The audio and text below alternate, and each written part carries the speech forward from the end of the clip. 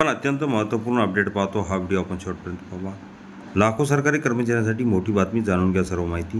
दुसरी अपडेटसुद्धा आहे, वेतन त्रुटीबाबत महत्त्वपूर्ण परिपत्रक 22 फेब्रुवारी 2025। पाहूया सविस्तर।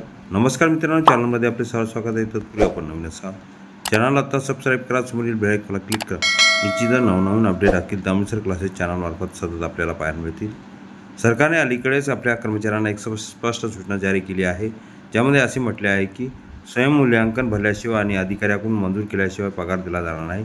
राज्यातील 8 लाख कर्मचाऱ्यांना हा नियम लागू आहे।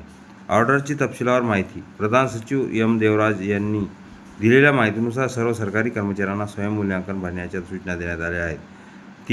ती न भरल्यास त्यांचे पगार थांबू शकतात। यासोबतच सरकारने 15 दिवसाचा अतिरिक्त कालावधीही दिला असून त्यामध्ये कर्मचाऱ्यांना स्वयंमूल्यांकन भरण्याची संधी मिळणार आहे।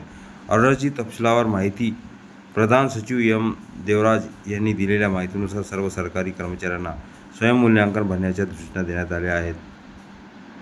ती न भरल्यास त्यांचे पगार थांबू शकतात। यासोबत सरकारने 15 दिवसाचा अतिरिक्त कालावधी दिला असून यामध्ये कर्मचाऱ्यांना स्वयंमूल्यांकन भरण्याची संधी मिळणार आहे। महत्त्वाची मुदत। ज्या कर्मचाऱ्यांनी अद्याप मूल्यांकन भरले नाही त्यांना आता हे 15 दिवसात पूर्ण करावे लागणार आहे। तसे न केल्यास मार्च महिन्याची फेब्रुवारी महिन्याचे पगार थांबवले जातील। ज्या कर्मचाऱ्यांनी अद्याप ही प्रक्रिया पूर्ण केलेली नाही त्यांना प्रवृत्त करण्यासाठी हे पाऊल उचलण्यात आले आहे।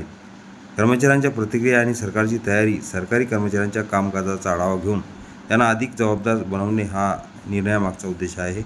यामुळे सरकारी कार्यालयामध्ये पारदर्शकता आणि जबाबदारी वाढेल आणि कर्मचारी त्यांच्या कामात अधिक सतर्क राहतील। दुसरी अपडेट आहे, वेतन त्रुटी निवारण समितीचे कामकाज पूर्ण।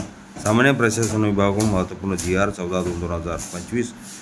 पाहूया सविस्तर। वेतन त्रुटी निवारण समितीचे कामकाज पूर्ण झाले असून या संदर्भात दिनांक 14 फेब्रुवारी 2025 रोजी सामान्य प्रशासन विभागाकडून महत्त्वपूर्ण शासन निर्णय GR निर्गमित करण्यात आलेला आहे।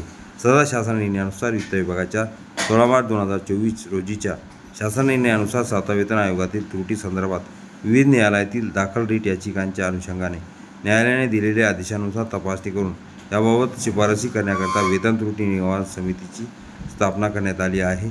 सदर समितीचे कामकाज सामान्य प्रशासन विभागाच्या दिनांक 23 एप्रिल 2024 रोजीच्या आदेशानुसार मंत्रालयीन संवर्गातील कर्मचाऱ्यांना सेवा 6 महिने किंवा समिती आपला अहवाल शासनात सादर करेपर्यंत, यापैकी जे अगोदर घडेल तोपर्यंत तात्पुरत्या स्वरूपात सदर कर्मचाऱ्यांची सेवा उपलब्ध करून देण्यात आले। आता वेतन त्रुटी निवारण समिती 2024चे कामकाज पूर्ण झाले असल्याने सदर कर्मचाऱ्यांच्या सेवा दिनांक 14 फेब्रुवारी 2025 पासून त्यांच्या मूळ विभागास परत करण्यात येत आहे। यामुळे राज्य कर्मचाऱ्यांच्या 7व्या वेतन आयोगातील 7 पे कमिशन वेतन त्रुटी लवकरात दूर होऊन सुधारित वेतन श्रेणी लागू केली जाईल। या संदर्भात येत्या अर्थसंकल्पामध्ये वेतन त्रुटी निवारण समिती अहवालास मंजुरी देण्याची शक्यता आहे।